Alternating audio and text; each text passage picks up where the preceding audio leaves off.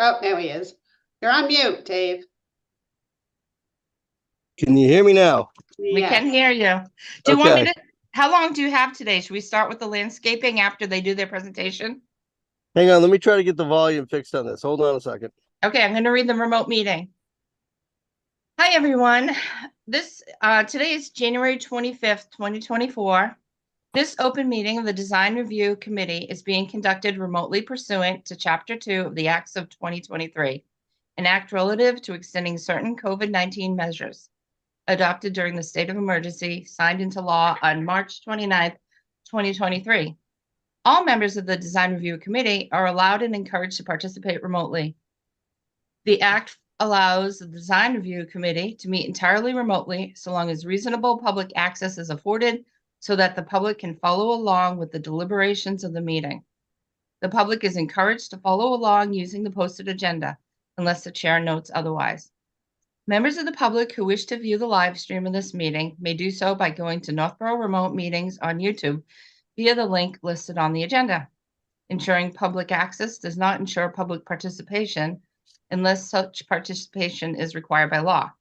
This meeting will feature public comment, but I just want to let everybody know that today we're going to go through a presentation by the applicant. Then there'll be questions by the board and the staff, and public comments will be at the end. So if you have questions, just save them, and at the end, if you raise your hand, I'll call on you with your questions. The chair will confirm the board members. Lisa Maselli? Here. Dave Varon? You're muted. Sure. And you actually say Amy Paretsky. I don't know if you know how to change your name because I sent you the link. So you probably don't know how, but the man, Amy Paretsky, is Dave Varon. Staff, when I call your name, Lori Connors? Here. And Bob Federico? Here. Okay. For presenters, the chair will invite each speaker or applicant on the agenda by name to make a presentation. Participants will provide their full name and hold until their name is called. Each speaker will be asked to mute their phone or computer when not speaking and speak clearly in a way that helps generate accurate meeting minutes. Those responding will ask to wait until the floor is yielded to them by the chair. Speakers who wish to respond to the comments of others do so through the chair. Each vote taken by the board or committee will be conducted by roll call vote. And I don't think there'll be any votes taken today. It's now 8:40 on January 25th. And I just wanted to say a couple things before starting. I want to thank everybody for coming today. As I said before, my name is Amy Paretsky. I'm the chair of the Design Review Committee. Today with me is Lisa Maselli and Dave Varon, and staff members Lori Connors and Bob Federico. The first on the agenda today will be the design review of the Northborough Fire Station. I wanted to start the meeting by saying there's no question that the Northborough firefighters and staff need a new station that is up to current safety standards. I think all Northborough residents agree, and that it's overdue. The questions asked today and at other meetings are not because we don't think they deserve the station, but they're just site and design questions that will be asked today. The design review meetings will start with a presentation that will detail the building design and the site plans, followed by questions by the design review members and staff. Okay, so for today, I think it'll be Amy from HKT that will be presenting the application. Do you mind introducing yourself? Sure. My name is Amy Dunlap. I'm a principal with HKT Architects in Charlestown, Massachusetts. Thank you. Go ahead. Sure. That'd be Okay. great. Thank you. I'm going to share my screen for a power.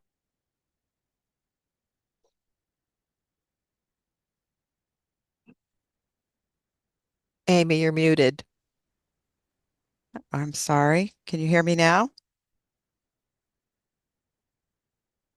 Yes, we can. Thanks. Okay. Okay. And you can see my screen, okay? Yes. Okay. Thanks. Okay.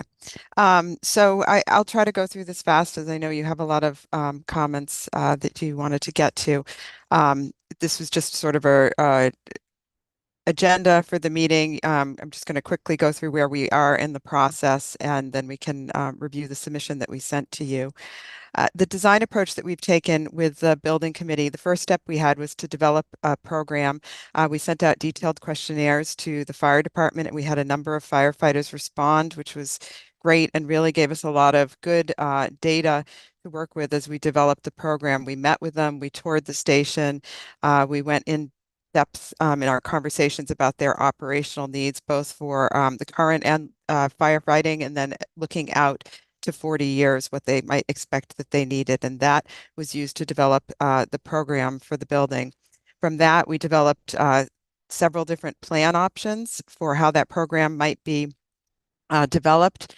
We reviewed those with the department and the committee, talked about the pros and cons and what would meet the operational needs and what wouldn't, and wound up with the option that we're going to show you today, which was the plan that best met the operational needs for the fire department. From there, we started looking at the building forms that would match those needs. We studied the context both for the existing town buildings, the neighbors, and other precedent buildings that were brought up by members of the committee, members of the design review committee, precedent buildings that we thought were important to look at. We looked at building materials that responded to what we heard from the committee and the community, taking into consideration longevity. This is a municipal building, so we wanted durable materials that will last and will serve the fire department and the community well, that were aesthetically pleasing and met with the goals of the committee and the town. And then sustainability is also very important to this design and to all the designs that we do in our office. We presented multiple elevation studies to the building committee. We had over several meetings. We had lots of discussion and settled on the design that we're going to show you today at this meeting. When we design, we really try to design for a unified whole of the building. We look into all sides of the building. We don't just have a facade at front and then wrap the building with something else in the back. We want to make sure that it's a unified design and that it represents the operational needs of the fire department, that it provides the comforts that the firefighters deserve, that it meets all aesthetic expectations, and that it contributes to the energy goals for the building. These we looked at with the design review committee previously in the joint meeting. We looked at precedent studies for a number of buildings around the town. The public buildings we looked at were the library, which has some beautiful old arches in the front of the building, and then the addition in the back, which is a very sympathetic modern addition to the historic library. The town office building, which has some lovely Art Deco details with the curving canopy, some light fixtures, some lovely details there.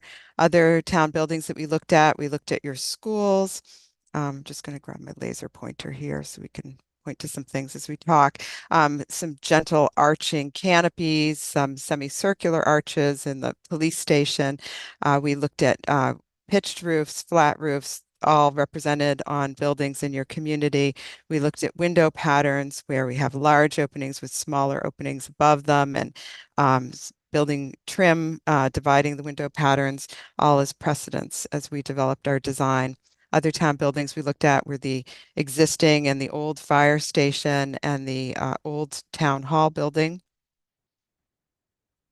and industrial and commercial buildings around town were other precedents that we looked at. We do have a training and hose tower in this building, so we were looking for examples of towers in Northborough. We saw spires at churches and monuments that provided inspiration, as well as the aqueduct provided excellent examples of arches. The aqueduct has semicircular arches as well as segmental arches in it, two different arch styles that we looked at as we proceeded with design. I'm going to talk a little bit about the site design right now.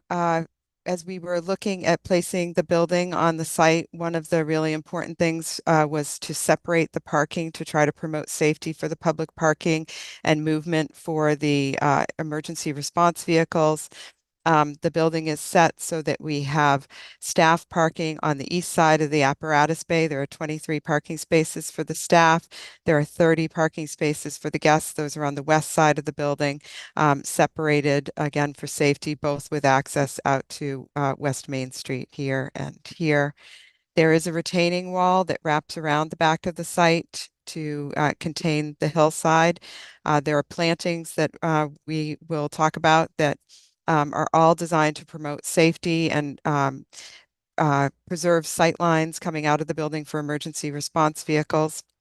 The apparatus bay and the building really dictated where the building was going to be set on the site so that we could have adequate space on the the apparatus apron for trucks to come in off of Main Street and then turn and back in from the apron and not have to go out into traffic on West Main Street. The only truck that will have to go out onto West Main Street as it backs into the station is the ladder truck due to the length of that. But all the other trucks should be able to make that turn on the apron and not have to go out into Main Street. This is a little bit more about the details and the parking materials, and we can talk about there is a stop sign proposed for the public as they exit out of the parking area onto West Main Street. We have granite curbing proposed around all of the parking and driveway areas. There are aprons that will be concrete aprons for the fire truck apparatus that will support the fire truck apparatus. We're proposing concrete sidewalks. Stormwater treatment we're looking at. We're proposing some stormwater retention areas on the site.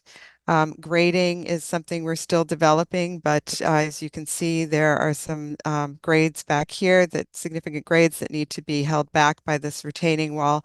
The retaining wall itself will be a delegated design, meaning that we will specify a product and the engineering will be done by the manufacturer. We are discussing that with several manufacturers now. The design is ongoing and we're trying to get feedback from them about what would be feasible if we were to look at something like terracing or not. So those conversations are ongoing. We have a transformer and a generator and dumpster locations. Right now, we're showing them here.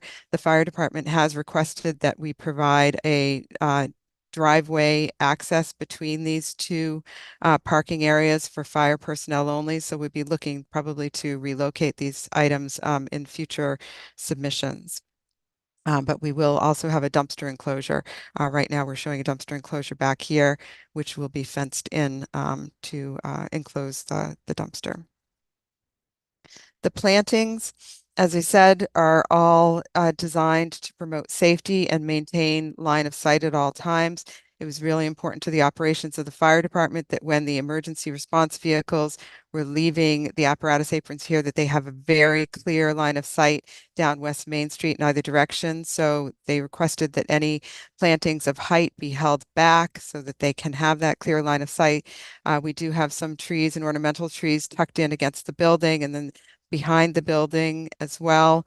But everything else in front of the building would be low growth shrubs, ornamental grasses, perennials. We do have flowering shrubs, possibly some vines along the back of the building, cascading down the retaining wall to soften the look of that retaining wall. Those plantings will be further developed as we develop the retaining wall design. We will be having a flagpole in the front of the building. Site lighting, we are working on developing as well. That is going to be really something that we need to coordinate with the retaining wall design. We're showing some pole fixtures back here. We are not sure if it's going to be possible to hang lights off of the retaining wall. That's something we're looking at with the manufacturer. Or if we will be pulling that wall back a little bit to create a buffer and put some light poles between the parking areas and the retaining wall. Those are things that need to be reviewed and discussed more.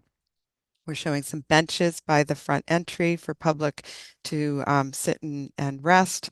There will be a sign out in front of the fire station building. The department in town have requested that we have a sign that can also be a message board to announce town events and emergency events. So there will likely be a request for an LED sign to go out front. And we talked a little bit about stormwater and the dumpster already. The floor plans have been, as I said, developed in conjunction with the fire department to meet their operation needs. All of the fire department operations are on the east side, this pink color here. There are 6 apparatus bay doors facing both the north and the south.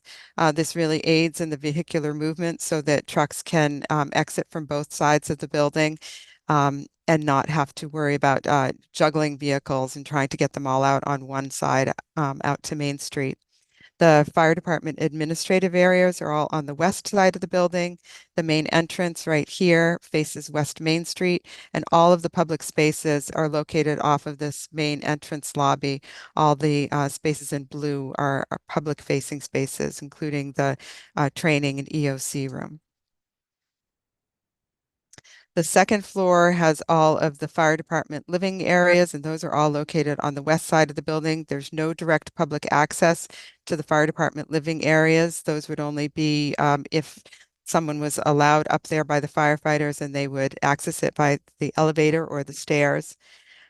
Staff can get to the apparatus bays in an emergency response either by going down one of the 2 stairs located here or here, or there is a fire pole in the building that will allow them direct access into the apparatus bays in an emergency. We also have some outdoor areas for the firefighters.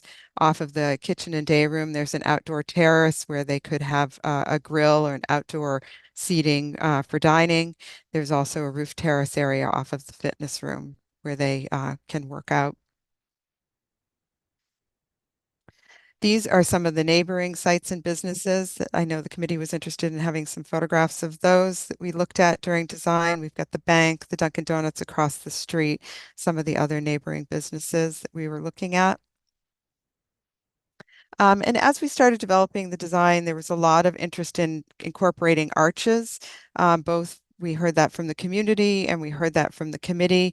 We spent a bit of time looking at various arches and construction techniques and what that would mean for a building that's going to be constructed the way that we propose to construct this. We looked at segmental arches, at semicircular arches, at multi-centered arches, lots of different arch types. We looked at how the construction would be accomplished with steel framing supporting the masonry and looked at different flashing methods.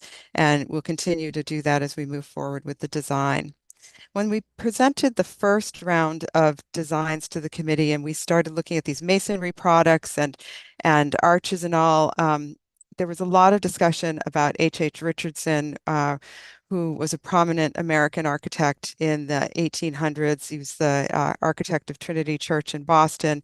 He's done lots or did lots of public architecture throughout New England, lots of libraries that we're showing down at the bottom here. It's just a few: Ames Library in Northeastern and Wynn Library in Woburn, Converse Library in Malden.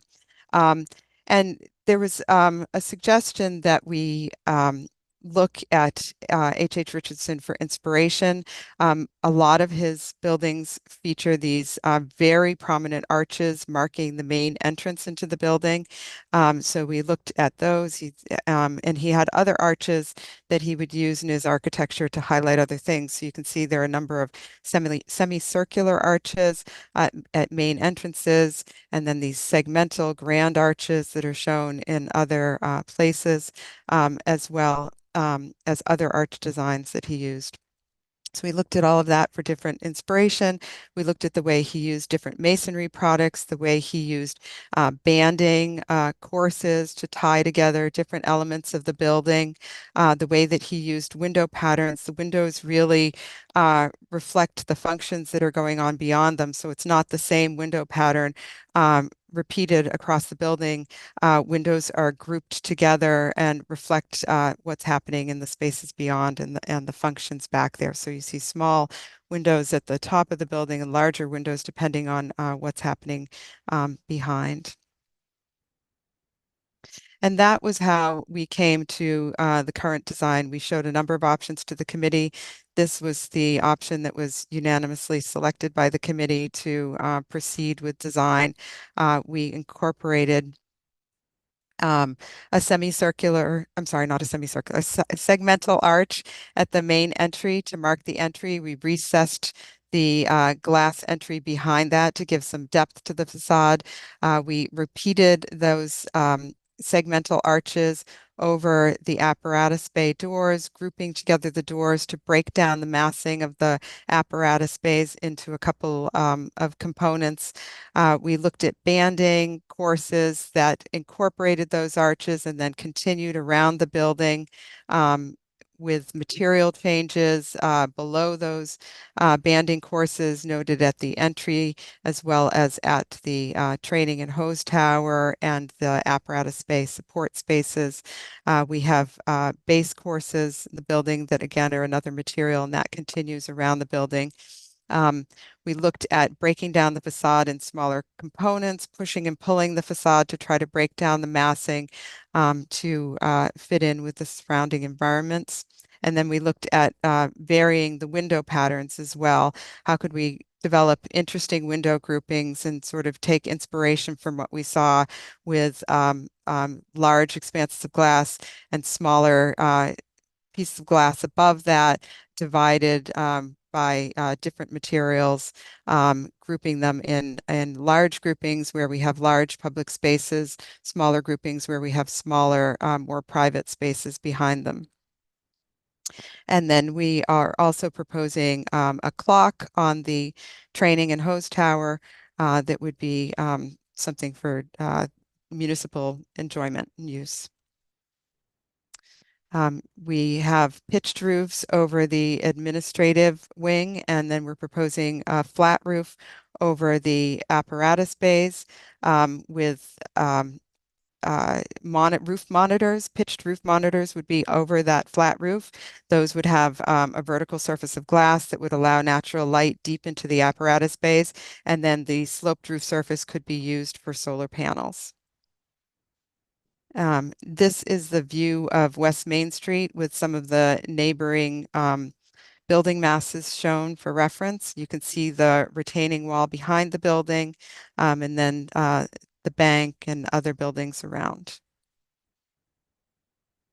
And this is the west elevation where we have the training room on the first floor, bunk rooms up above, offices, and the kitchen and day room.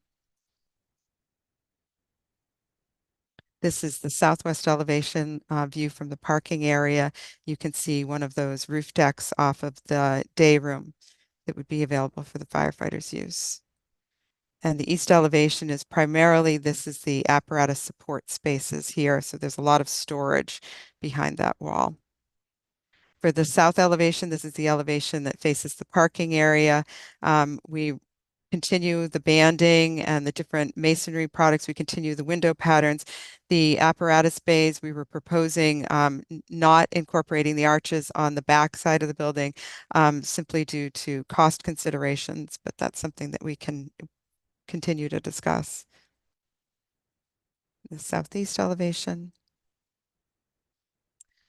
So where we are in the process right now, our next meeting with the building committee is to approve the schematic design so that we can send that to a cost estimator.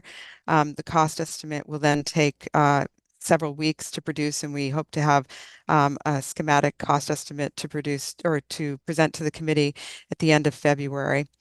We still have more design review meetings with you to continue and address any issues that are noted today. And then we'll need to be going to the zoning board and the planning board. And we have plans for an additional community information session moving forward. That is the end of my presentation. Thank you so much. That was great. The way we go forth after this in our meetings is I'm going to reach out to staff. I know Lori, you sent out a letter yesterday and it has a checklist of like 15 items. And usually the applicant will look at those and decide, if they want to follow them or ask for a waiver. Is there anything you'd like to mention, Lori, or they just got it so they can come back to us at the next meeting? The only thing I'm curious about is actually two things. One is, could you point out on the schematic where the rooftop solar panels would be possible? And the second thing is, I know you mentioned possibility of having some sort of vines cascading down from the retaining wall. Have you also given thoughts to maybe terracing at the highest point to kind of break up the mass? Yes. Can you hear me? Yes. Okay. Let me try to go back. It doesn't seem to want to go back here.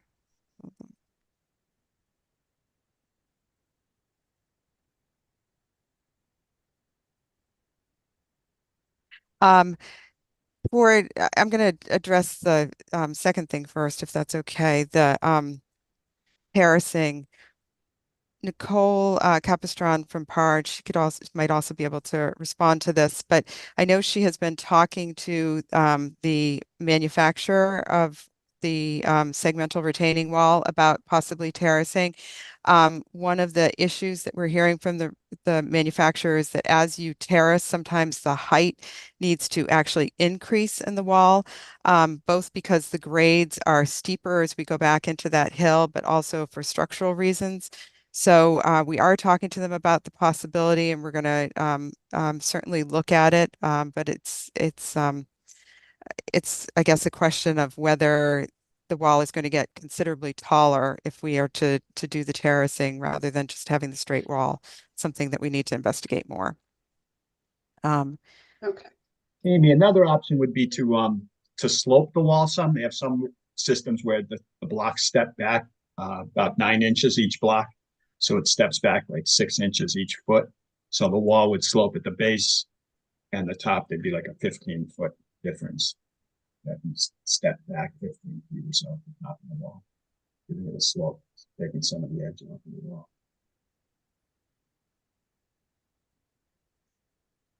For the solar panels, I don't have a roof plan here to show you, so I'm going to try to find the best image to give you a sense of what we're proposing right now. On over the apparatus bays here are 3 roof monitors, and each of those roof monitors has a sloped roof that faces south. And so we were proposing putting solar panels there.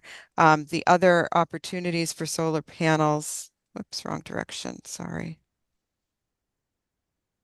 would be on the south face of the sloping roofs. Certainly, we could look at putting solar panels on this, get my laser pointer back here, on this sloping roof.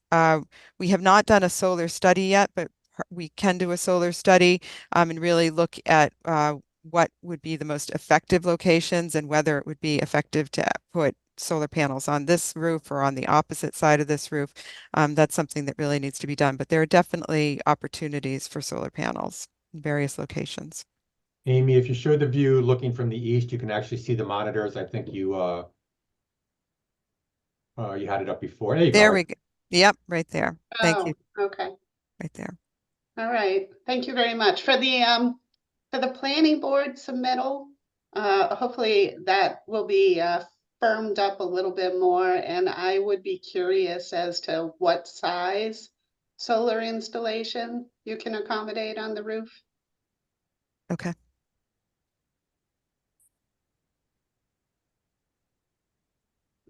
And if you could actually put that in the context of the expected use of electricity for this particular property. So whether there would be like a net gain or whether there would be kind of like a deficit in between the expected use versus the power that will be generated. And of course, I understand it's seasonal and also depends upon the weather, but if you could kind of base it on an annual basis, that would be helpful.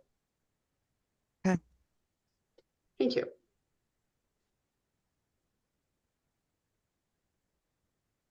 Okay, thanks, Lori. I'm gonna open it up to, if we're all set with that, I'm gonna open it up to comments from the design review. While we have Dave, I was gonna start with landscaping. And can you show the landscaping while you have your screen up? Sure.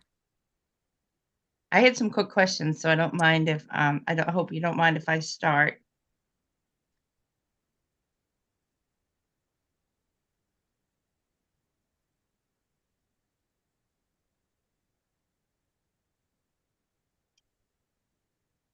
Okay, what I noticed when looking at the site plan is the plantings shown along the border of that picture right there. All those plantings are within the swales, the drainage swales. So I think I was just wondering what type of plantings you'd be using, because that would block up the drainage swales, the trees and the shrubs. We'll have that resolved for the next meeting. We will plant appropriate plants based on the hydrology of the site.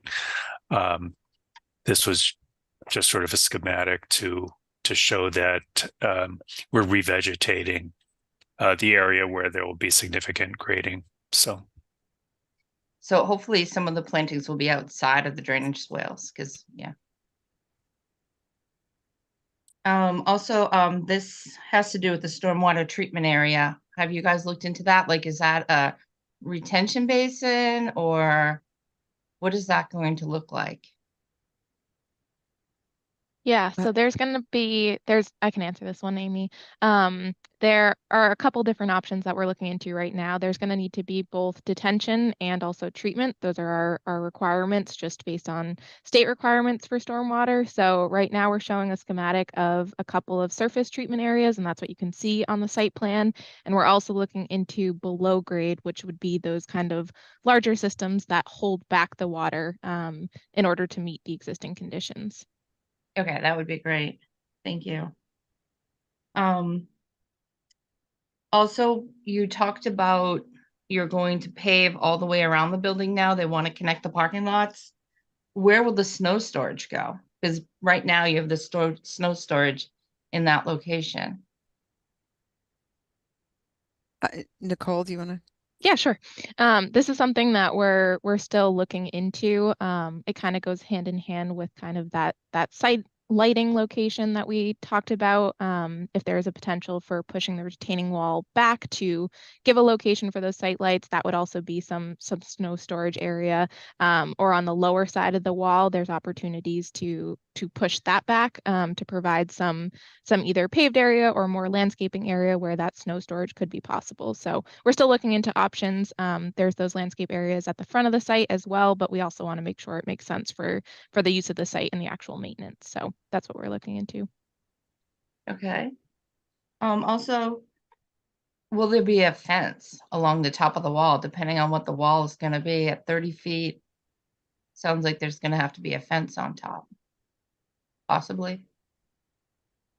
Yeah, I think Yeah. we would want to include a fence there. Okay, so we would want to see, like, in our next meeting or whenever it was available, the views of the wall and the fence and the types of materials used. And those are the questions I have about landscaping. Lisa or Dave? Well, I know Dave's going to talk. I would actually like to see an elevation of the landscaping. I mean, looking at this doesn't really give me an idea of how it's going to look from the street.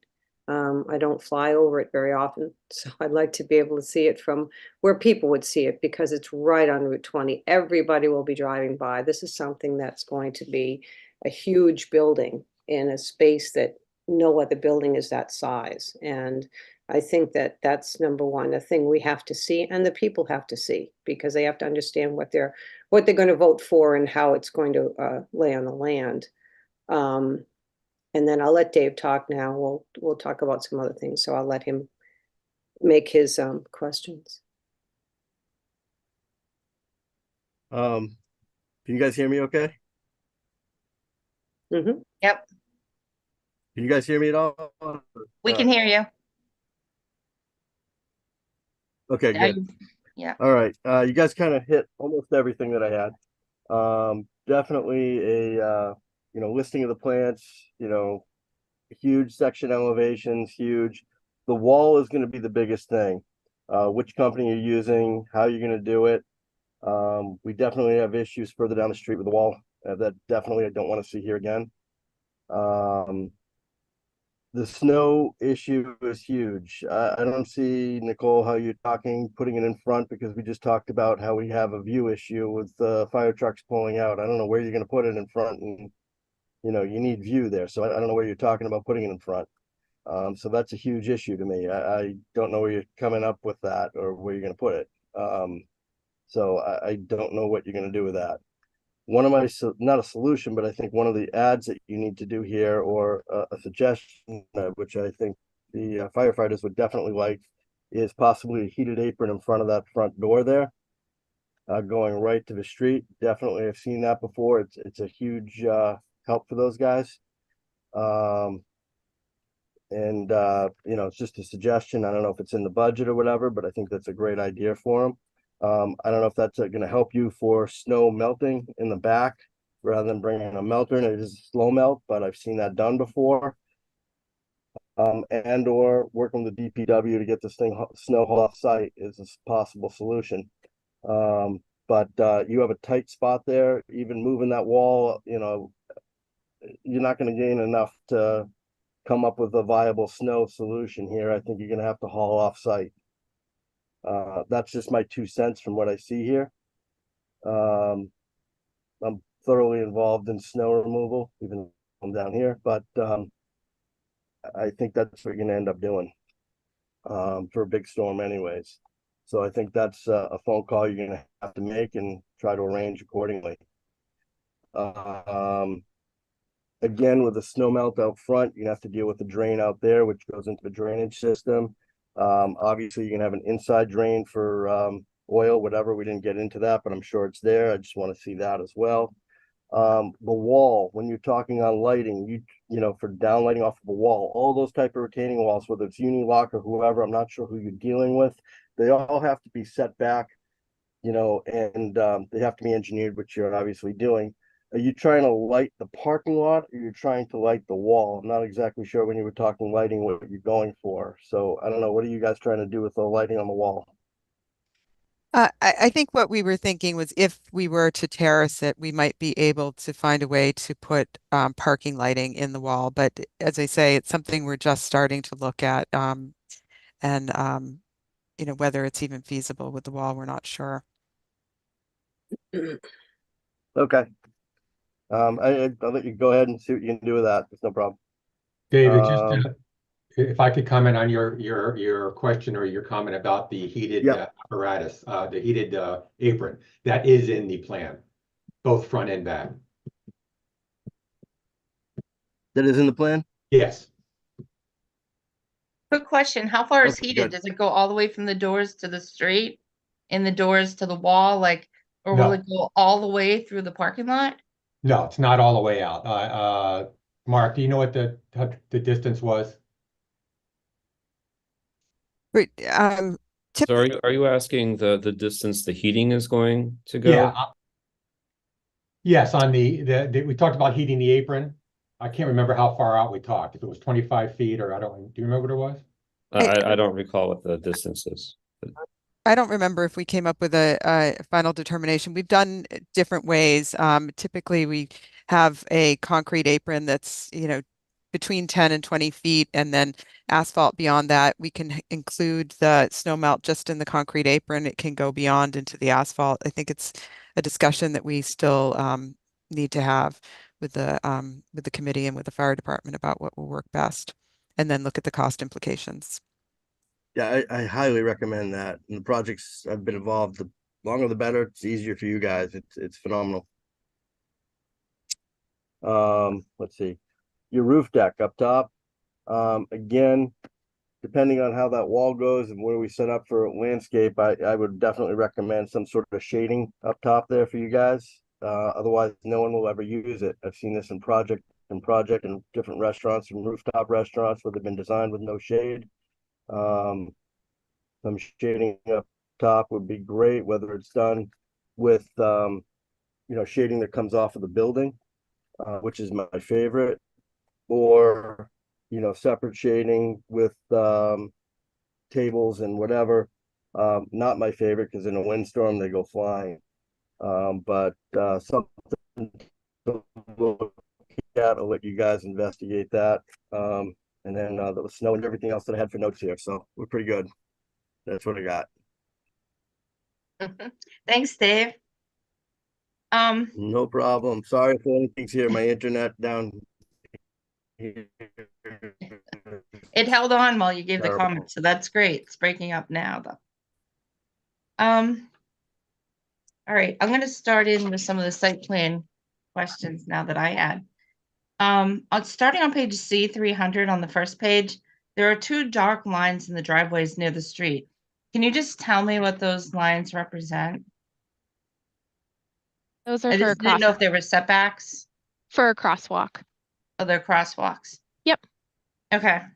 Also, I understand they're schematic designs, but at the next meeting, we'll get a plan that shows dimensions of the buildings. There were no width, depth, height of the buildings. I guess there was some height, there was some elevations, but there's nothing about the width and the depth of the building.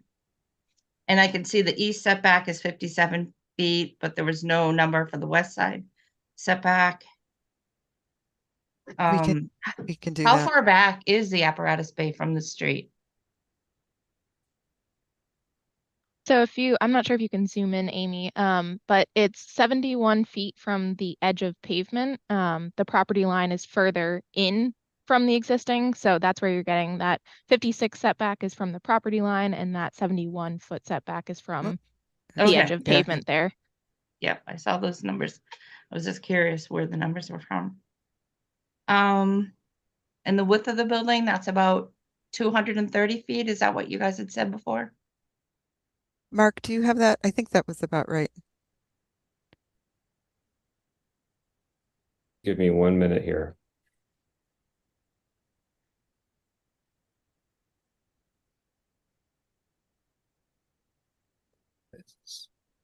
Yeah, from our site plan, I'm seeing about 230.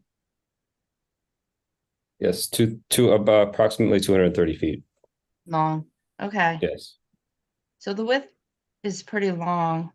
With the confines and size of the site, I really thought the 2-story or 3-story building where they built up was a good way to do the building. But I understand that the building committee has favored this 1-story with the second floor for the dormitory. With that 1-story, does that leave like less room for expansion? Because now you're surrounded by a wall. And say they ever wanted to add in to expand to like the police, public safety type of building or any type of expansion, you're pretty much going to be held to this footprint with the wall around the outside. Yeah, so when we looked at the design of the building, as I said, we looked 40 years out. Those were the conversations that we had with the fire department. They looked at their projected staffing and equipment and operations, and we did design into the building accommodating those operations looking 40 years out. We didn't have conversations about adding a police station onto the building in the future. That really wasn't part of our discussion. It would be, even with the 3-story scheme, I don't think that you would have room to add on without building up into the hillside. So I suppose there could be the possibility of building a second building up into the hillside, but we have not looked at that. Yep. Okay. Well, 3 people so far have mentioned moving the training room into a lower level. not below the apparatus bay, but below the admin side of the building. Is that something that would be possible to try to save space on the west side of the building, which would give more room for snow storage and also might be able to move the parking and save like wall space on the back? I can speak to that from an operations point of view. Putting a training room below ground is not really optimal. Now you're in a training room with no windows. You have egress issues. If we have 75 people in there, now we have to set up a second way of egress on that. It really does not benefit us or the community to bury that. No, there are a lot of community like training rooms and conference rooms. So I didn't know how much this was really going to be used for the community. If it's the fire station is going to be well over $600, dollars per square foot. I would think this would be based on fire station needs mostly. And I don't know. I think you guys were talking about FEMA and MEMA, and a lot of times they have bunkers. So I didn't know if it made a lot of sense to put some of it on the lower level to try to save room on this space. Yeah, it's an interesting comment. MEMA actually does have a bunker in Framingham, and they have tried numerous times to get out of that bunker and make it up to make it just a regular building up and out. They haven't had any luck with that. So I see Bob had his hand raised. I don't know if he had a comment about the in the basement. Yeah, if I could, Amy. Sure. One of the things about, aside from operational standpoints, if you go subgrade, you have to make that handicapped accessible. So you're increasing costs with at least one additional stairway, and the elevator has to go all the way to the bottom. Just a side note, when Grafton built their fire station, I was the vice chairman of the building committee at that point. The question arose, the training room or the conference room or whatever, how often does that get used? It gets used all the time. And it also gets used by, the scouts and things like that. One of the things that I know Grafton does is that in the event of a big emergency where the emergency director has to, start running the town, that room is key to being able to provide space for all the other people and components that need to operate the town in the event of a disaster. And you want that at grade level.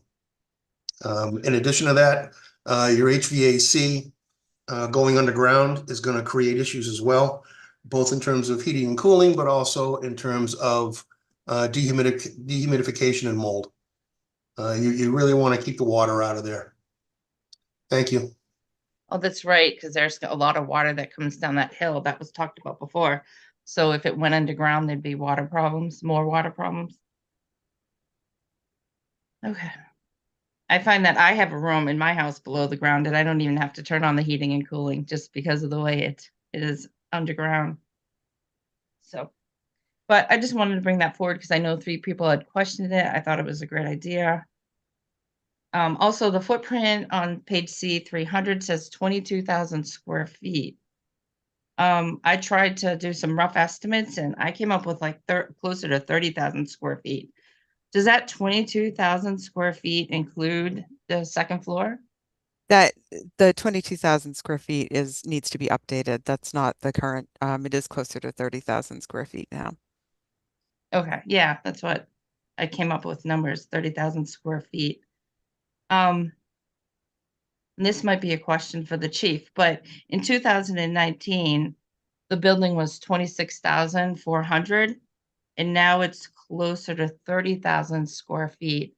And if you put the two designs side by side, you can see why it's going back into the hill now, because the building looks like it's been pushed back further and it's expanded in the footprint size.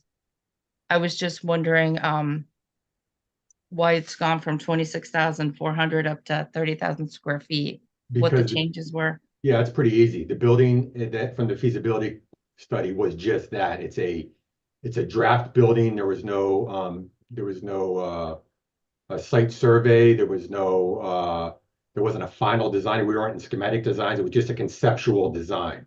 once you go from conceptual and you start looking at exactly what you need, it does tend to change, and that's what happened. Okay.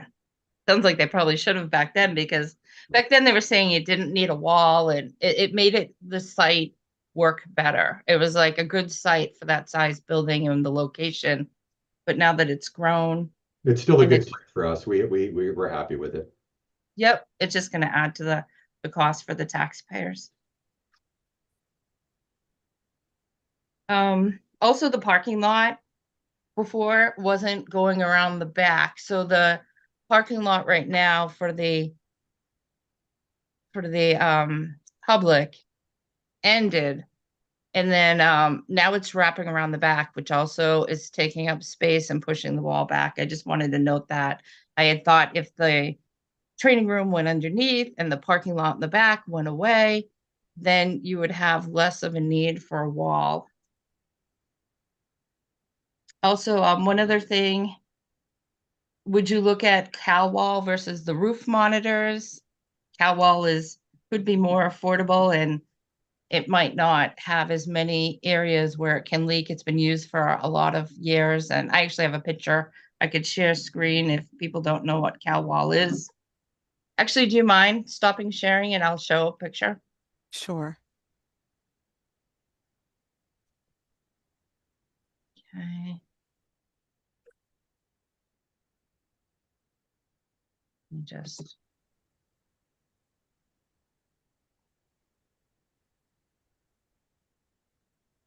Let me get it to the right page.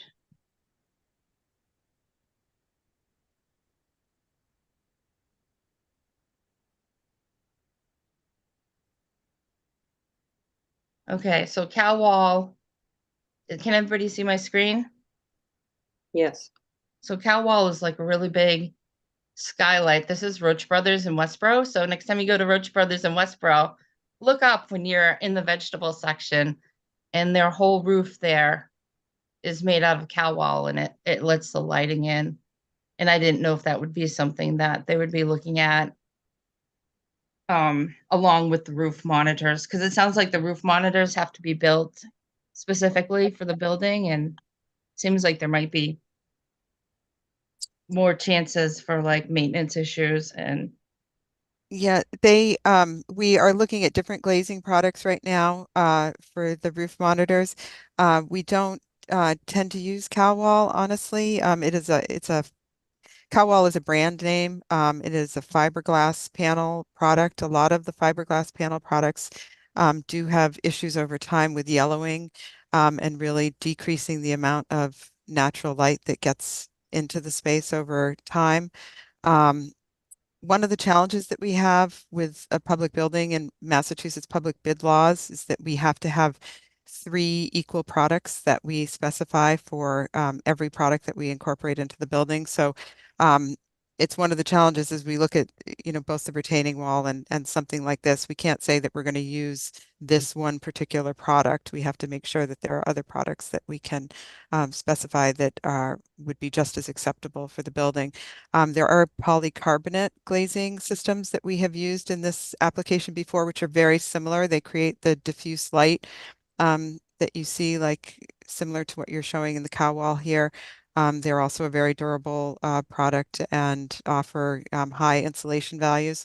So we're looking at all of that right now. We have a new energy code in Massachusetts, and so any of the products that we put into the building, we have to make sure that they, contribute to the overall energy efficiency in order to meet the requirements of the energy code. And all of that's what we're investigating right now as we move through schematic design. okay, thank you. I had one quick thing about the clock. I don't know if people are sold on the clock. I don't know if that adds maintenance, but I was wondering if it would look good with the Northborough firefighter symbol up there, their emblem, if they're gonna have that anywhere on the building. If the clock, added a lot of price, maybe like an emblem would go there. I'm not sure if they've thought about that.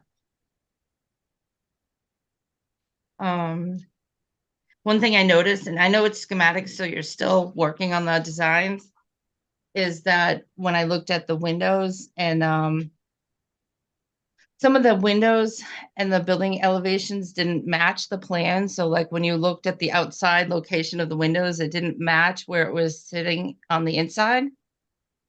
And I just wanted to, I'm sure you guys are still working on the placement of the windows. So, but it might not look exactly the same. Like on the back side, you have going off of the kitchen Yeah. onto the terrace. It's all windows and there's no door there.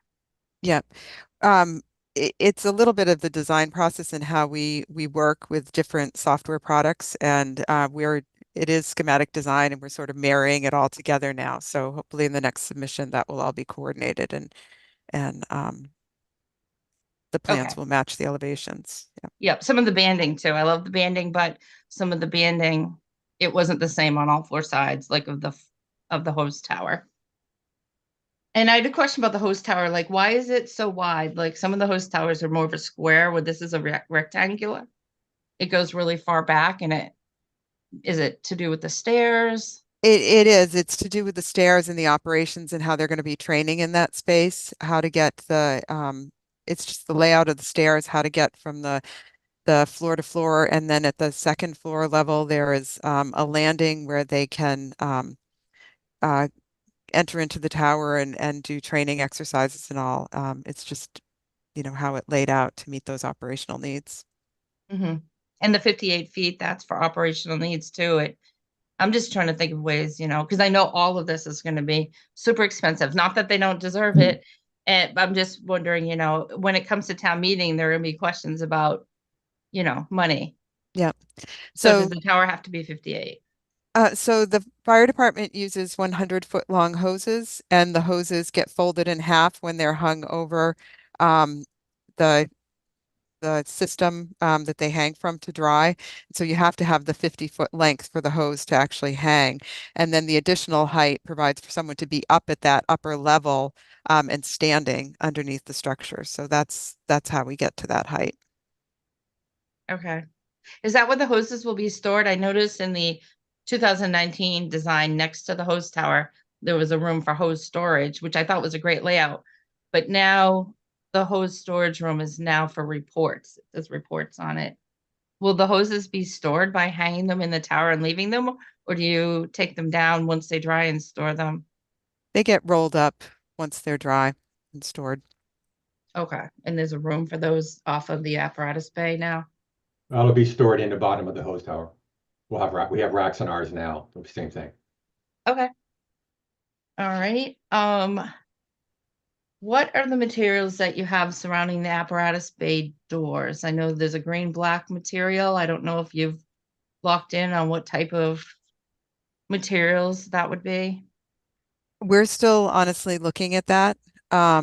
It will be likely a panel product. It might be a metal cladding or a cementitious product, but we're still looking at options for that. In my opinion, I would keep it the same as the brick, because that wall there, like the way we're looking at the picture now, it looks like those doors are set back, but they're not, right? That's all the same facade, the same The scale intent, on the front. no, the intent is to set them back some. We have not detailed that yet and figured out exactly how it's going to be constructed. So the plan doesn't reflect the setback, but the intent is for those to be set back a little. This is a picture that I had shared. I would still like to go back and see the 6 arches.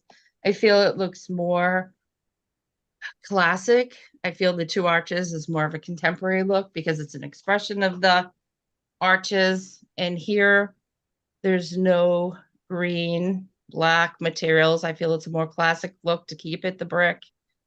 And I like the red doors. And I know people have said it's busy, but Natick has 5. And this is another one where they have the red doors and they have 5. I think there's a way you could do it with the arches, and I would stay away from the other green black material. Actually, when I was looking up the landscape architect, I looked up and it came up with Google with his location. And here's a building across the street from his office. And look at, there's like 24 arches on that building. So I just feel like the arches could be still done. And I'd like to know if at the next meeting, if you could just bring an example of what it would look like. Here's one that you had brought before, and it has the brick and the arches. I still think it's a great look and a classic look for the downtown. And like this is a chance. This is going to be the showcase building in the new downtown. It'd be great to have a nice classic look. Mhm.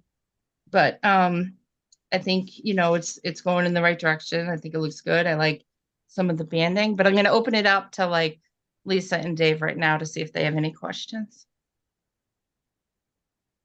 Okay, thank you. Of course, I love that picture with the Natick, which shows the surround of the doors being a contrast, a nice contrast. So whether that's a concrete poured or what have you to make that whitish color against the red brick. And I'm hoping that, you know, once we see what's specified, that we have red brick and not orange brick or colors of different brick. I think, again, that's not a classic look. I do agree with the red of the doors. I think that's a classic fire color. And obviously the third picture up that we show on the screen right now is a very nice look. Certainly the banding around the doors with the arch aren't as thick as the one in the Natick picture, but I think that is, again, more classic, even the banding being light and with a cornice on top, more classic looking. I agree that this is going to be something that is going to be here. It's a very, it's not very, it's huge. It's huge in the area that it's going to be put. And I think that we have to actually show more of that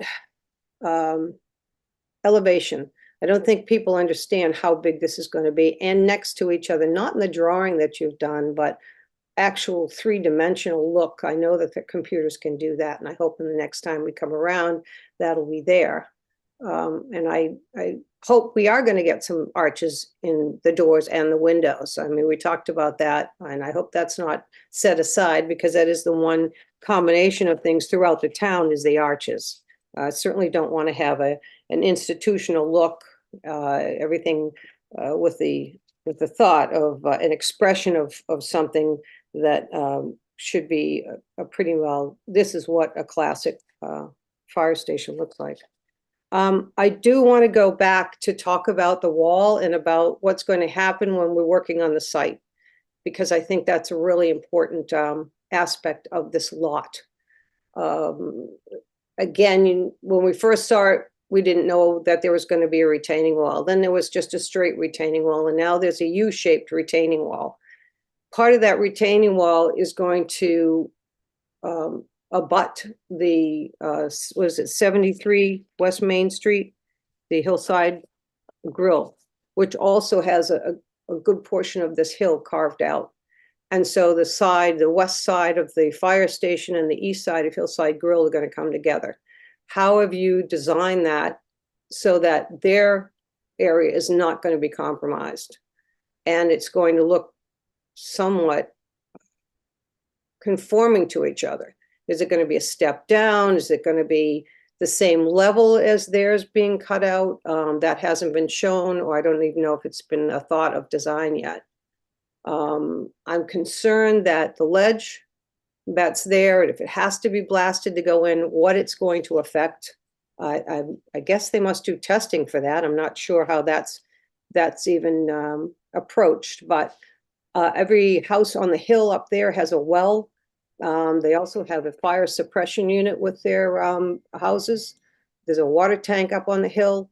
The trees that are in the land, all of those are going to be under some sort of scrutiny and need to be, if in fact this blasting, that if it has to be done, will create the cracking of the wells, the trees, the root systems may be compromised, the foundations of the home above the hill might be compromised. Even across the street, the Dunkin' Donuts might have to have their windows taken out if the blast is big, because I understand the ledge up there is a certain type of ledge that's not easily used with a jackhammer. Lisa, I just want to speak to your blasting comments. Yep. We did look back to see if any blasting permits were pulled when Hillside was put in, and there were no blasting permits pulled. So I don't think they did any blasting there. And no one recalls any details there.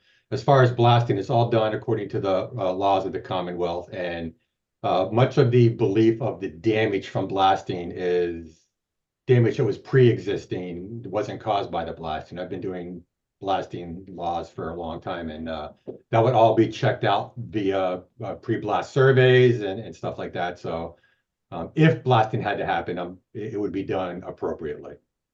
All right, well, it obviously has to be, but who's going to be responsible for the repairs of what happens from it? So again, I don't know if it has to be because I don't know what's back there. Again, we didn't see any blasting permits done for the other site next to it, so I don't even know if blasting needs to be done. If the blasting companies have liability insurance, they do pre-blast surveys based on state law. And then if there's a fire, if there's a complaint that damage occurred, an investigation is done to see if it was caused by the blasting or wasn't caused by the blasting, and then it's covered under their insurances. So their insurance will make these neighbors whole, is what you're saying? Only if the blasting was, only if the damage was caused by, what can be proved to have been caused by the blasting. So then the homeowners, I guess, on the fence for proving what their wells and everything were like before this was all being done, because they'd have to have a starting point for the insurance company to say it was or wasn't caused. No, that's part of the pre-blast survey. So that's a requirement for certain, if you're within a certain distance from any blasting, you have to have it, you're offered a pre-blast survey. If the homeowner turns it down, that's their option. If the homeowner accepts it, the blasting company does a pre-blast survey and finds if there's a crack in a wall, finds if there's an issue with the well, finds all that stuff beforehand normally. All right, so that when do the neighbors get to hear about this? Have they already been contacted or not?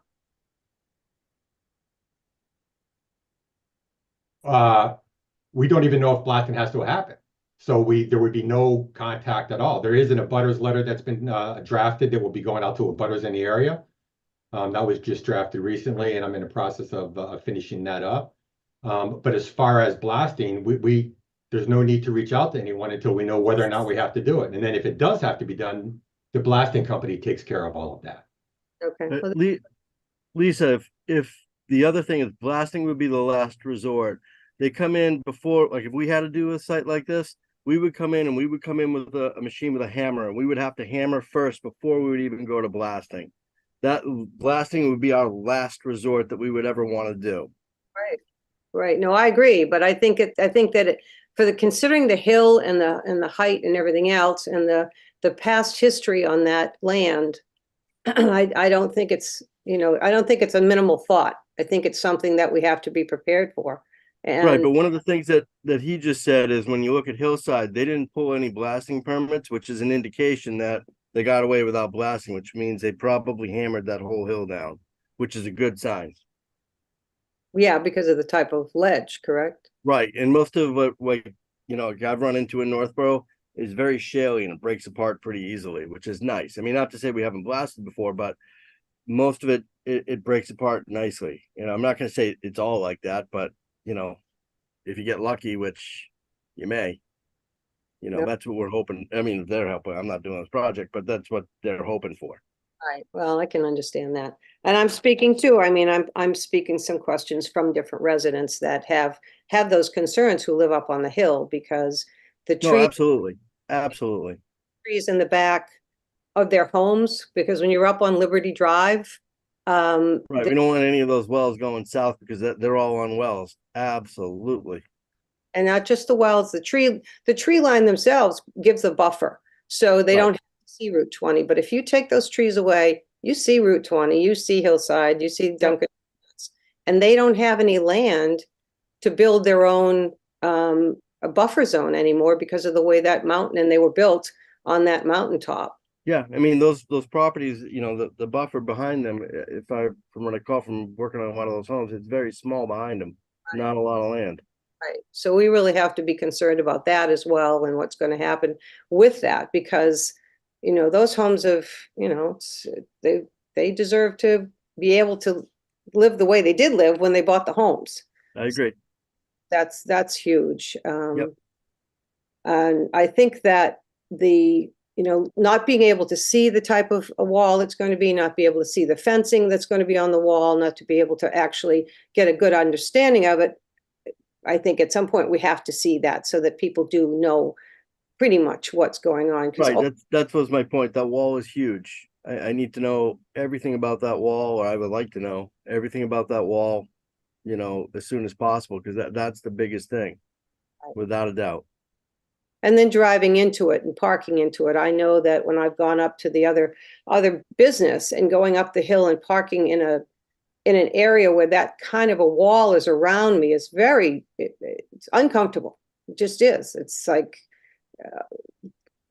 I can't even explain how I feel, other than I don't go up very often to the other building because I don't feel comfortable in there. Right. The amount of water too that's coming off the hill and what I hear is great. So that retention system and everything, we really need to see how that's going to work. How does that, once the tree lines and the roots and everything, do they get into a system like that? Can there be problems? Because if we're looking 40 years down the road, things are going to change. Time, weathers, whatever's happening, those trees are going to start to get old, or get to a point where they may get diseased, and then we have even more water coming off the hill because their roots will be gone. But Amy Dunlap, what's the elevation difference there for that wall? What are we talking? I'm sorry, the elevation difference from the top of the wall to the To the bottom, like what parking. are we talking on that wall? Nicole, can I Yeah. ask you, do you have that data? Yeah, it's about 30 feet in the highest corner. So it's a big wall in that high corner, and then it goes down as you move to the east. Right. So it's that southwest corner that's the highest, where you're And into the then hillside. how far back is the property line? Is, how much property do we have? Where the wall is, it's about 200 feet back from the property line. Is there any way to re-engineer this without a wall and trying to grade it back and trying to redo this in a different way? So with the parking for the program needs, that's kind of what's pushing us into the hillside. And because the hillside just goes up, you kind of end up chasing up the hill. So the further you go, you're just chasing that grade back up the hill. Right, but The is there any way original- to re-engineer it a little differently, doing, smaller walls and trying to kind of look at it from outside the box? Yep. I'm not going to So tell you how to do it, but just kind of look at it in a different way. yeah, and that's what Amy mentioned in the presentation. We're looking at options for terracing. Again, structurally, that's going to require you to kind of set those walls back further, and then you end up with overall a higher wall. So it might be 4 or 10-foot walls instead of 1 30-foot wall. So those Right, are or I'm definitely not saying options. to do wall, terrace, but I'm talking a wall here, go back 50 feet, do another, play with it. Just outside the box thinking. This is what Disney always said. There's a different way to do it. Play with it. And Yep. could they cut back on some of the parking? Like if you look at 2019 here, they had the parking stopping here, where now it's going up around the back. Amy, I'm gonna have to jump in again. The 2019 design is irrelevant. It was simply a conceptual design.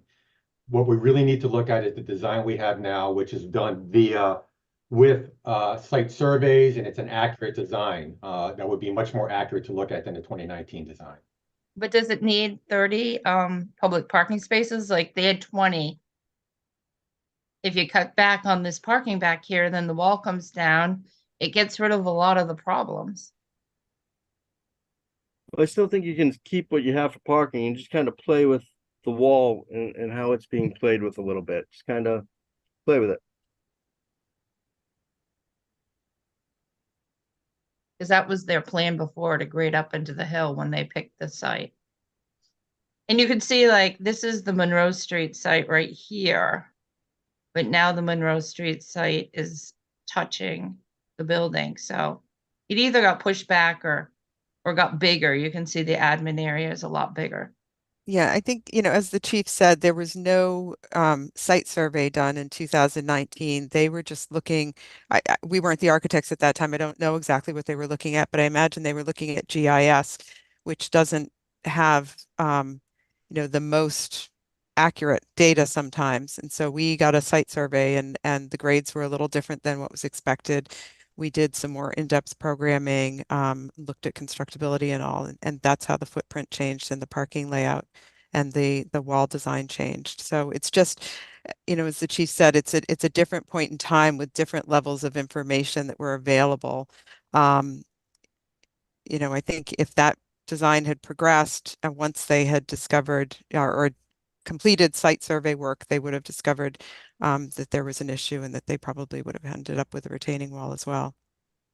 The building grew though, like I said before, like 4,000 square feet too. Yeah. Well, I think the harder thing is when you go to town meeting and you make a presentation of which we're going to do the same thing with this building, that you say to the public, this is what we have in mind, and the public trusts you, whether or not a site survey was done. So the Pawala in itself is a huge change, and I think it brings up an awful lot of conversation that needs to be made. The internal workings, I have no problem with whatever you need for that type of a functionality of your building. But I do think the outside is important and the way that it looks is important. And I want to see, it from an elevation where I want to see the plantings coming out from the front door. I want to see how this is all going to actually look next to the two buildings next to it, next to the bank and next to Hillside. I don't want a photograph of the bank by itself or the building or the 73 by itself. I think that, again, it doesn't help the viewer to understand where this is, how big this is, and where it sits in the neighborhood. And that's one of the things that design review does do is how this is in relationship to the neighborhood. It's not its own spot. It's in a long line of buildings coming into this town area. It's a really big undertaking, and it's going to be here for a very long time. And I think that it bears a lot of discussion. I'm going to go back to the windows and what you were showing with the arches on the windows with the bricks.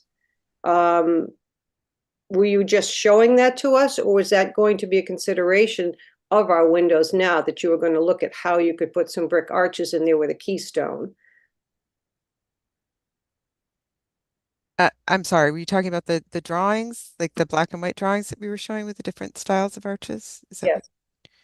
Yeah, that was just something that we looked at as we were developing the design of different types of arches. And as I said, we looked at the semicircular arches and we looked at the segmental arches, and we presented different options to the committee, and we wound up with the segmental arch design that we're showing in our current scheme.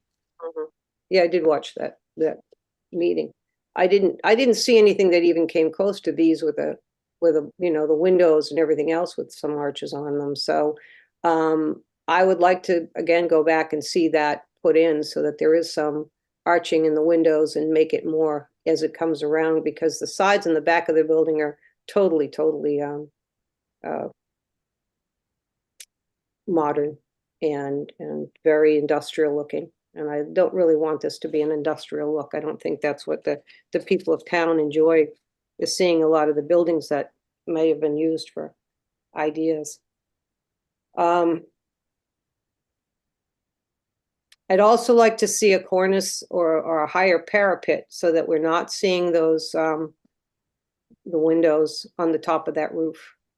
That's even more, it's an industrial look. I think that we need to get away from that industrial look and make it more classic in the terms of a fire station. Certainly it's perfect in the terms of a warehouse. Lisa, I know at the public meeting you had mentioned these windows. Are you okay with those look? I know Norm and you had thought they looked contemporary. Yes, no, I'm not okay with them. That's why I was saying about the arches. I want to see this look more classic. That's not classic. It looks like I'm either going into a warehouse or schoolroom, or that's really not, it's not what I had in mind for this. But I am only a person of one, and Okay. and I think too that that a three-dimensional look is going to help much better than what we see now in the drawings, because of course your trees aren't going to be that beautiful. They're going to be more the trunks of them going uphill and the hill behind. So, so I guess, you know, I just an overview, leaving the green, leaving metal. I don't want to see any metal necessarily on the building, on the front. I don't mind a metal roof, to be honest with you, but I do think that we should go with the reds, and I'd like to see more space above the words the Northborough Fire Department, because I think you got to get a little bit better balance in the building. Okay, I'm done for now. Do you have anything, Dave? Anything more? I think it's pretty well said. I think those are kind of my points. Mhm. Pretty So- much Yeah. it. I noticed the windows here have a banding above it. I don't know if these windows will also have a banding or some sort of window treatment. But I know you're still working on the windows and all the details. We are still working on the details. Can we just ask for a little more clarification on the windows? I mean, I hear what you're saying about the arches, but can you talk a little bit more about how you feel that these are industrial or modern window patterns in our design? I think we're struggling with that comment. Well, yes, and I think it goes back and forth with, we do have, like in this picture that Amy's showing right now, where you've got the clock tower on the left side of that picture and the cornice above. Mhm. So when you get into the window patterns that are repetitive like you have here, yes, across there. It's just, those are just rectangle shapes with, it looks like smaller panes above it. Almost an Art Deco-y look there. Then you take even the building to the left side, or the right side of this, that's got the white, yes, the white cupola. Yeah, so you have one arch, and then you have two rectangles next to it, or next to that you've got the three. It's almost like the windows you're showing with a concrete band across the top or something. I don't know if it's concrete. That to me has a little less. I'm saying modern. You just. I guess the word, unfortunately, there's always a question of how do you define it. And when we're looking at this drawing that you have, and it's hard because it's just a schematic. It doesn't really give us any dimension or depth so that we know how it's going to look. But it's so I don't know how to better describe than there are many windows that we've seen. If we come down a little bit again through Amy, where Hudson is. Do you have the screen, Amy? I don't have Hudson. I do have it in my phone, but not. So if you're looking at, Here's Natick. this is Natick right here, where your pointer is. So maybe you don't have as many windows in the repetitiveness as they had, and that little arch above it in the center, an arch around it, takes a little bit of that away, the modern look away, because of the way that the banding is done. That just to me is a much more classic look. Is that helpful? Oh, that doesn't look, yeah. So maybe different treatments around the windows. Like this is, like you said, this is a narrow, tall, looks like there might be a black rain band around it. Right. It's missing a pop of color. It's like it's lack of positive and negative space. It's Like just, this treatment it's around not it. popping. Right, because that's why you need the light, the light, like the cornice that's in white, or the cement, the light color cement. It's so bland. I think I'm wondering if part of what we're having a problem with is the materiality. I think, these are very conceptual schematic elevations. They're not representative of final materials. We try to use rather neutral tones early on. So you're not necessarily seeing, we're talking about different materials, but you're not necessarily seeing a contrast in what these different materials might look like. And perhaps that's, excuse me, causing some of the, that you're feeling it's flat, I guess, and causing some of these comments. I think, because when I look at, the banding that you're pointing to, we do have some of that banding in our building, but it's not we're in this rendering shown as a high contrast. And so maybe it's just getting misinterpreted.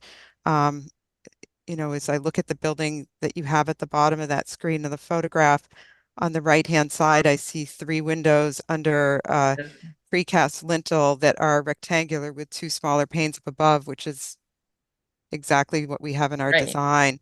So the only difference that I see between those two is color, red brick and a light lintel versus what we're showing is just sort of a neutral brick color over the entire facade right now. So we can certainly look at some of the color options and the materiality and see if that helps to convey the ideas a little better in the When people elevations and come here, usually renderings. they'll show, hey, here's, when it was in live in person, here's the material details, here it is, or when it's in Zoom, here's this color, here's this, here's that, here's a section elevation like you have here, but hey, here's a clock tower blown up, here's more detail on it, here's the material in more detail. Mhm. Let it show through, let it pop in this in more detail, let it pop through, not popping. I agree. This looks contemporary too. But I see Bob has his hand up. Yeah, I do. Thank you, Amy. One of the things to remember when you're talking about windows, there's a certain amount of glazing that is required in any type of a building. So you've got to, watch for that. And also with the energy code, the windows have to be energy efficient. As Amy, our architect, has said before, we're currently under a new energy code that was started for commercial uses back on July 1st. And there's supposed to be another edition coming out from the ICC and also further changes coming up in probably next July. And we don't know quite what those changes are going to be. So, you've got to keep windows in the back of your mind where they are required, but they also have to meet certain requirements through the energy code. I just wanted to make you aware of that. Thanks. Well, I agree with that, but I don't think facades to the building really have to do with the energy codes of the windows. How the windows are placed in the building and what's around them. The windows need to be placed according to the interior plans because it goes by room. Yes, but what I'm talking about is how they're decorated. Decoration isn't in the building code. Right. Okay. It's now 10 o'clock. I might open it up for some public comments if you guys are okay with that. Yes. The only issue I have is I see that there are 5 attendees, but I can only see one name. So I don't know if the chief or anyone else who's co-host can see the names. I actually can't see anyone. I only see one person's name. But I can see at the top, it says there are 5 attendees. So if someone's raising their hand, I can't tell, and I don't know why. That's more of I have a no Zoom idea. thing. There are 1, 2, 3, 4, 5 attendees, and I don't see any hands raised. Okay. Amy, I have again with the chief, I've got 5 attendees. I have their names. Yep. But I don't see any hands raised aside from mine, I think. Oh, great. Okay. I can see the number 5, but I can only see one name. I don't know why. Yeah. They're all hiding from me.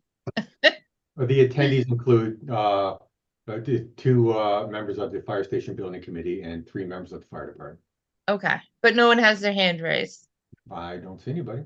Okay. So there are no public comments. I'll give them a couple seconds, see if they have any questions, but does anybody else have anything to add, like staff or the architects or anybody on the design review?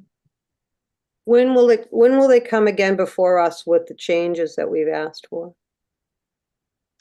Or the vision? When's the next time you plan to put that together so we can see elevations and such? Janet, do you have the schedule by any chance? I am going to open it up and take a look here. Hold on for a second. Our next meeting is scheduled for February 8th. Hey, okay. Our next meeting is scheduled for the 31st. The 31st of January. Is February 8th too early to come back to design review? Because sometimes I can check with Dave and Lisa, but we're pretty flexible. If February 8th doesn't work for you, we can add another meeting. Our current plan shows the next meeting happening a little further in February. If you would give us an opportunity to talk among ourselves and that, so we have to go before the building committee before we come back, obviously, because they are who we take direction from. So I'll need to speak with them, but we had planned something a little bit further into February. We're in the process right now of doing our schematic design to get to an estimate, which is a very labor intensive period of time. It's not that we will be stopping doing anything that we've been talking about. Absolutely. Spoke to the engineers yesterday about responding to all of Lori's comments, which we appreciate. We just got those at the end of yesterday. So, we haven't had a chance to even take a real serious look at them. So we need those people to have a chance to look at all that stuff and respond. I need to talk to my team and the committee about process. So if you're willing to be flexible, Amy, that would be fabulous for us. I know how important this project is to the town, and we want to get this right. So we don't want to rush back and have it be half answered or half developed. We'd rather use your time better.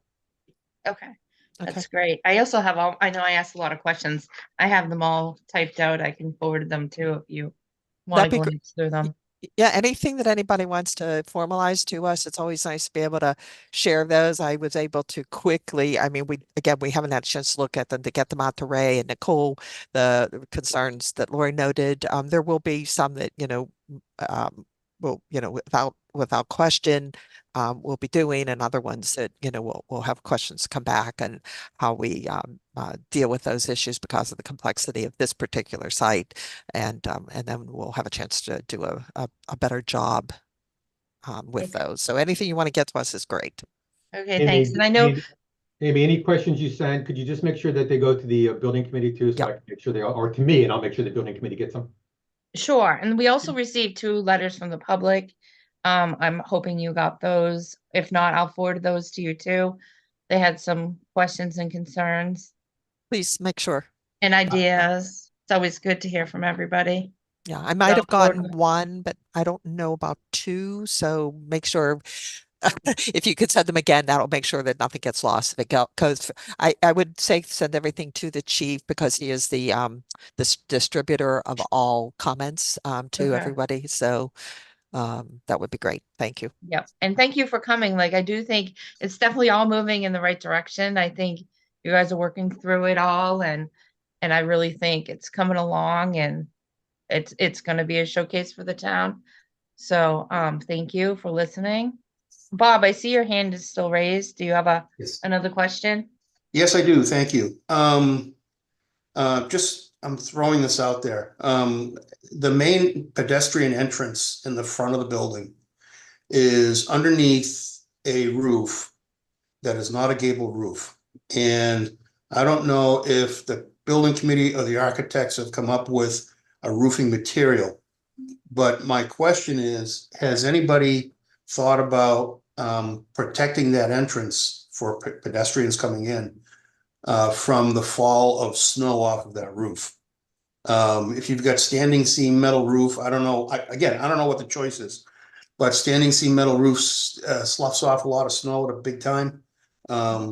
So I don't know if maybe thinking about an extended structure like a portico, so that if the snow does fall, it lands on a roof and not a pedestrian. I'm just throwing it out there because we've had this. I have very similar situations with residential solar panels in this situation coming down and dropping a ton of snow right at the front door. Even rain, Bob, I agree with you. Even rain, you're gonna get soaked trying to get through and out, in and out that door. Yeah. Yeah, I'm just throwing it out there as Yeah. as something to think about. We Thank did. you, Avery. We did intend to put snow guards on the roof all around the perimeter to protect, and we can talk about adding some more, especially at doors. That glass entrance there again is recessed in a little bit, so rain won't be such an issue because you'll be able to step under the arch there and get out of the rain as you open the door to get into the building. But we are equally concerned about snow, and we'll look at it. How deep is that recess right now? Right now, I think, Mark, is it a couple feet deep right now? That is correct. It's about 2 feet deep. So, I mean, it would be good at least to have 4 feet for somebody coming up. If there are 2 people trying to get into the door, at least giving them a little bit more protection. 2 feet is kind of narrow with things dripping down from there. We can look at it. Okay, great. So if you get in touch with Lori, she can help set up the next meeting with us. And again, thank you for coming in and taking all our comments. And it's really definitely looks nice. It's moving in the right direction. Thank you. Thank you. Thanks. Thank you.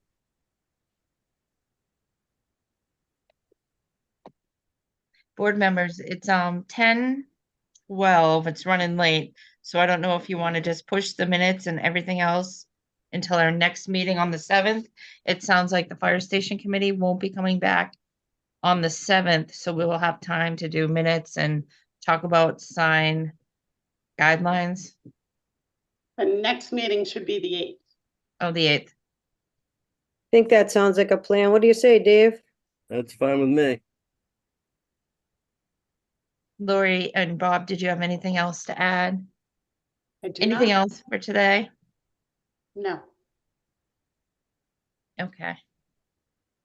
Yeah, I had just a couple of things, basically for the architects. As you know, under the energy code, the electric charging stations, you're gonna have to identify where those are going, and with the proper proportions, and also, as required by the building code, you're gonna have to designate a section of the roof that is going to be solar ready. So I just wanted to, I'm sure you guys already know, you guys have a whole team of experts, so I'm just kind of throwing that out there in case somebody has a question. Thank you. Thank you. Yes.